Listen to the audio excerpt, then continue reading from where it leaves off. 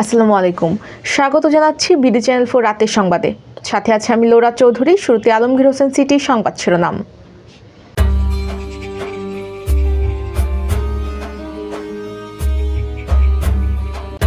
একাত্তরকে বাদ দিলে দেশের অস্তিত্ব থাকবে না, তারেক রহমান। পাকুন্দিয়ায় নাগরিক সেবা সম্পর্কে ওপেন হাউস ডে অনুষ্ঠিত। বাজিতপুরে জয়কালী মন্দিরের শতবর্ষ উদযাপন। ইসলামপুরে নতুন শিক্ষার্থীদের বরণে নিউ মাইলস্টোন স্কুলের বিশেষ আয়োজন। ইরানে এখন 1 কেজি মাংসের দাম 1 কোটি রিয়াল। বাংলাদেশের চাপে বিশ্বকাপের সূচি বদলাতে যাচ্ছে আইসিসি। শুনছিলেন আলমগীর হোসেন সিটি সংবাদ শিরোনাম। এবার সিটিলে বিস্তারিত।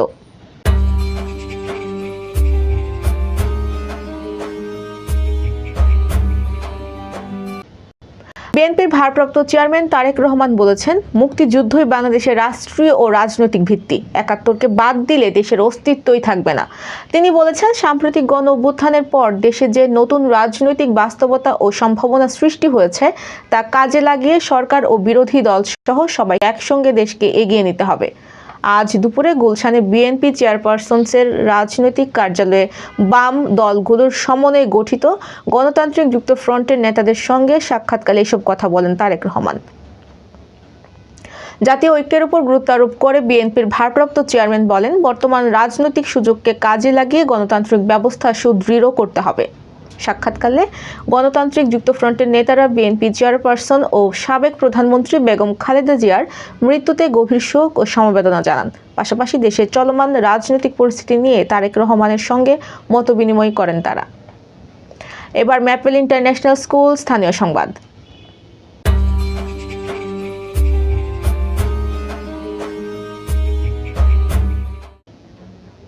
কিশোরগঞ্জের পাকুন্দিয়া উপজেলায় গণসচেতনতা বৃদ্ধি, নাগরিক সেবা সম্পর্কে অবহিতকরণ এবং জনগণের সঙ্গে প্রশাসনের সরাসরি যোগাযোগ জোরদারের লক্ষ্যে ওপেন হাউস ডে অনুষ্ঠিত হয়েছে। আজ দুপুরে পাকুন্দিয়া থানা হল রুমে এই ওপেন হাউস ডে অনুষ্ঠিত হয়। অনুষ্ঠানে প্রধান অতিথি হিসেবে উপস্থিত ছিলেন কিশোরগঞ্জ জেলা police super doctor SM. Farhad Hossain.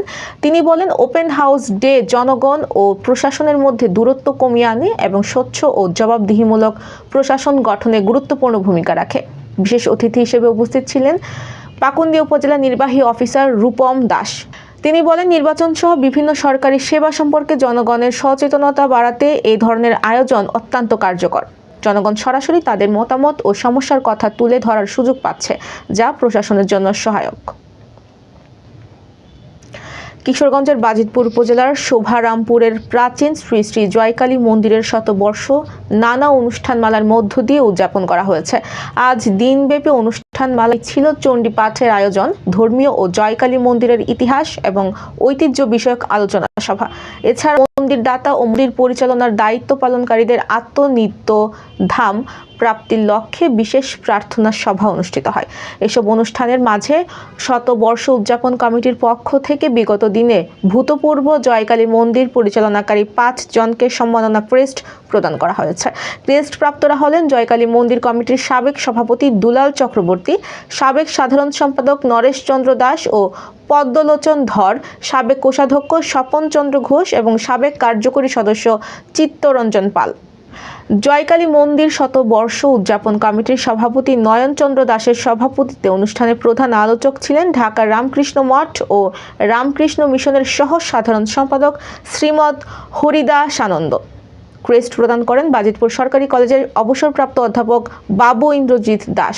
Chandi পাঠ করেন বাজিতপুরের নান্দিনার প্রদীপ কুমার চক্রবর্তী ও শোভারামপুরের মিহির চক্রবর্তী।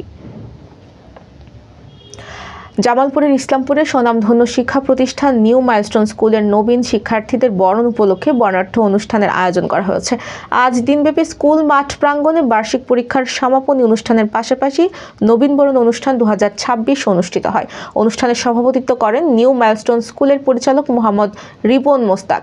অনুষ্ঠানে প্রধান অতিথি হিসেবে উপস্থিত ছিলেন উপজেলা বিএনপির সাংগঠনিক সম্পাদক শাহ আবির আহমেদ বিপুল মাস্টার। এবার জীবনদীপ হেলথ সেন্টার আন্তর্জাতিক খবর।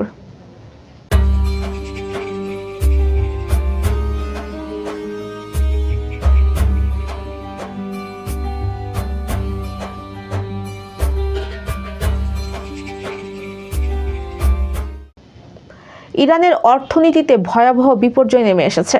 মার্কিন ডলারের বিপরীতে দেশটির জাতীয় মুদ্রার রিয়ালের মান কমে গিয়ে কার্যত তলানিতে পৌঁছেছে। খোলা বাজারে বর্তমানে 1 মার্কিন ডলার কিনতে গুনতে হচ্ছে প্রায় 14 লাখ রিয়াল। এর সরাসরি প্রভাব পড়েছে নিত্যপণ্যের দামে। স্থানীয়দের অভিযোগ, 1 কেজি মাংসের দাম এখন প্রায় 1 কোটি রিয়াল, যা সাধারণ মানুষের ক্রয় ক্ষমতার সম্পূর্ণ বাইরে চলে গেছে। মুদ্রার এই নজিরবিহীন পতনের প্রতিবাদে তেহরানের গ্র্যান্ড বাজার সহ দেশের প্রধান বাণিজ্যিক কেন্দ্রগুলোতে দোকানপাট বন্ধ রেখে ধর্মঘট পালন করছেন ব্যবসায়ীরা। তেহরানের পাশাপাশি ইস্পাহান, সিরাজ ও কেরমানশাহ শহরেও বিক্ষোভ ছড়িয়ে পড়ার খবর পাওয়া গেছে। অর্থনীতিবিদদের মতে, বর্তমানে ইরানে মুদ্রাস্ফীতির হার 40% ছাড়িয়ে গেছে। এই পরিস্থিতি দ্রুত নিয়ন্ত্রণে না আনতে পারলে রিয়ালের মান আরও কমতে পারে বলে সতর্ক করছেন তারা। মিডল ইস্ট আই স্থানীয় ব্যবসায়ীদের বরাত দিয়ে জানিয়েছে, রিয়ালের অস্থিরতার কারণে পণ্য কেনাবেচা প্রায় অসম্ভব হয়ে পড়েছে। তেহরানের কার্পেট বাজারের এক ব্যবসায়ী বলেন, মুদ্রার মান প্রতি মুহূর্তে বদলাচ্ছে, ফলে পণ্যের দাম নির্ধারণ করা যাচ্ছে না। বাধ্য হয়ে দোকান বন্ধ রাখতে হচ্ছে। এবার সিটি কনভেনশন হল খেলার খবর।